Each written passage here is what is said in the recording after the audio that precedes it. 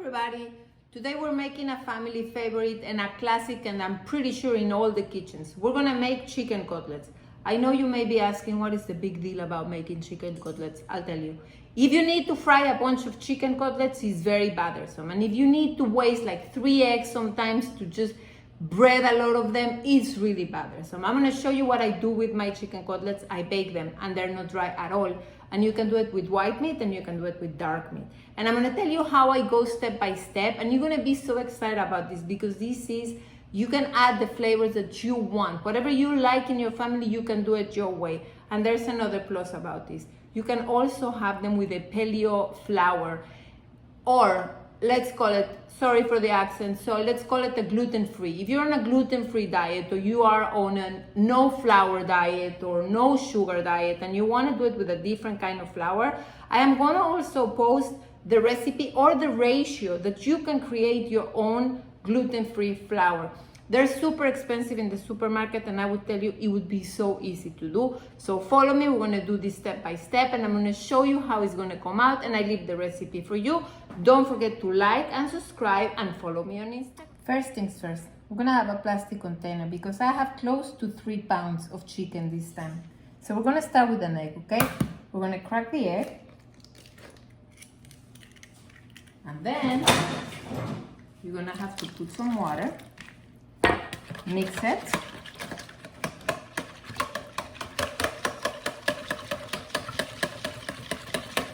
And this is what the secret that I love. We're gonna season this very well. This is salt. You see how much salt I'm putting? A little bit more. I'm going to put pepper. You see how much? Don't be afraid of seasonings. It's the best thing. You know what? If you're afraid of condiments, the food will always taste bland. This is paprika. This is called adobo, but you can choose whatever you want. You know, this is just basically some garlic powders and a few things just mixed together, like lemon. I don't like to put lemon salt a lot, nothing like that, just as natural as it can be. I put a little bit of turmeric because this gives amazing color, okay?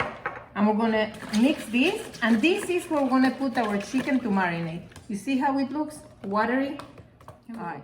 So I want you to remember one thing. Every time we are going to work with chicken or raw egg, just make sure everything is clean and just nothing in here, because this actually carries a lot of E. coli and salmonella. So it's very important always not to have anything around that you're going to use later.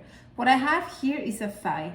And I was able to get those organic, free range and kosher, which I'm actually very excited and I love them. This is the thighs without the bone. And I have here the breast.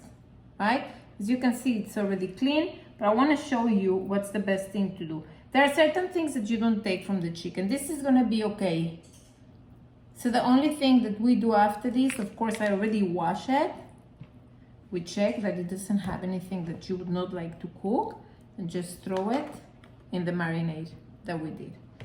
I'm going to show you now. This, you see, is clean. Throw it in the marinade. Now, I know I do this. You don't have to do this if you don't want to, but you know the tenderloins of the white breast that has that little thing. I'm going to show you how easy it is just to take that out. I take it out. You don't have to. I know many people just leave it there. I just don't like to leave it. You just like pull it like this with your knife, squeeze it out, and you have this thing. I personally don't like to eat it. You don't have to. Then you throw them, all your chicken, you're going to throw it in the marinade. I wanted to mention what I do with the white meat. You see how beautiful it is? This is fine. This is going to be very good. It's a little bit fatty.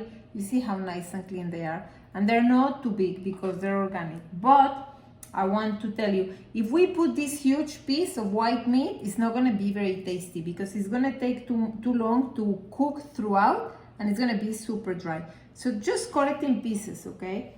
Just do maybe like a diagonal cut like this, and I have 2 big pieces. And if you see that this piece is a little bit too thick, just cut it in the middle carefully with your hands.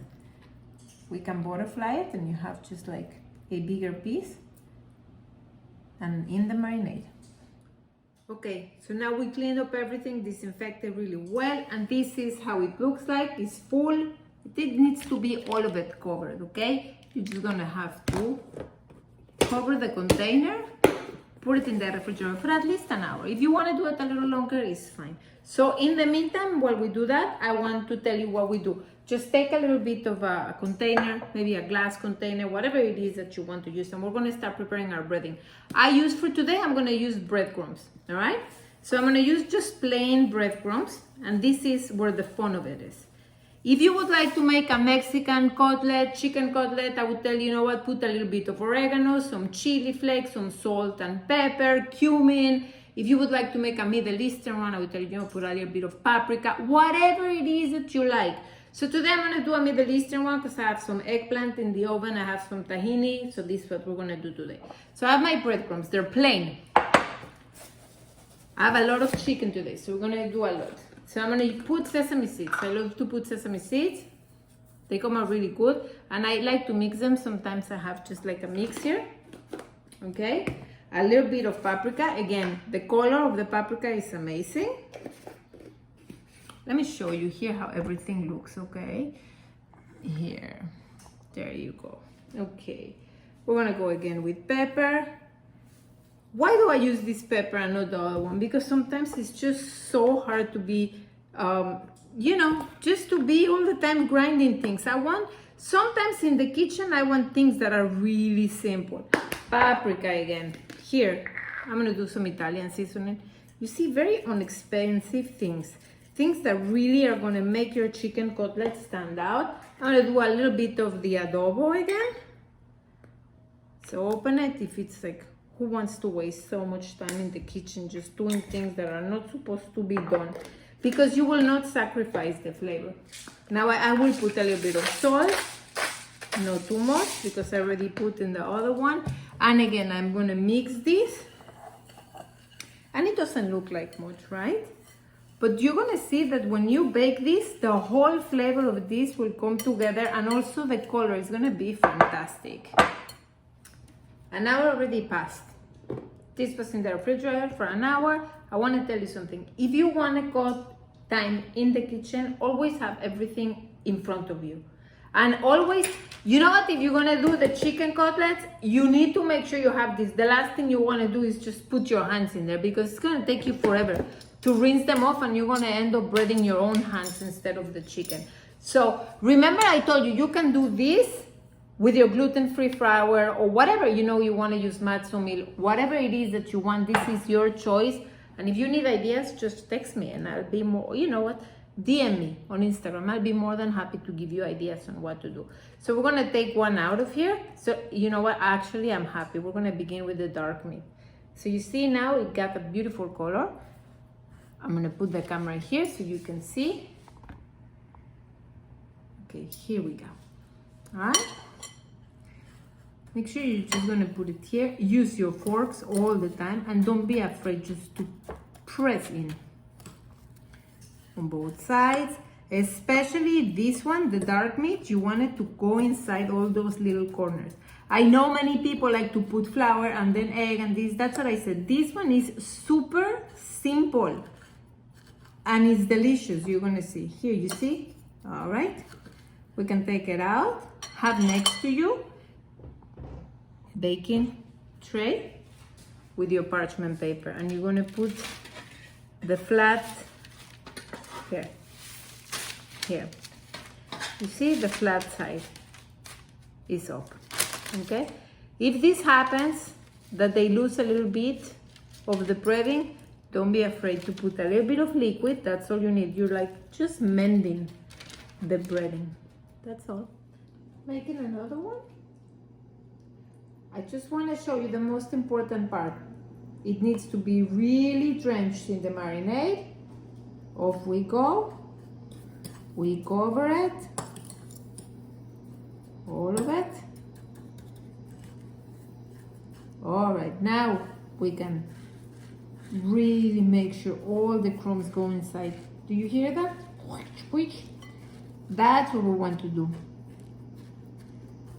Don't ask me if this is exactly what makes them so good and crispy and then also very moist inside, but I'm telling you, I don't skip that step. I have here a full tray already. I want to show you. I leave some space in between them. I have the parchment paper. And now I'm going to drizzle the oil. Now, I don't know if you are fighting with oil. I don't fight with oil. I want you to know that oil is the vehicle of flavor in food, okay? As long as I use a very good quality olive oil, and sometimes I refill these bottles, you know, just because I like to drizzle. I bake a lot of things, so this is easier for me. I don't have to use the big opening of any other bottles, right?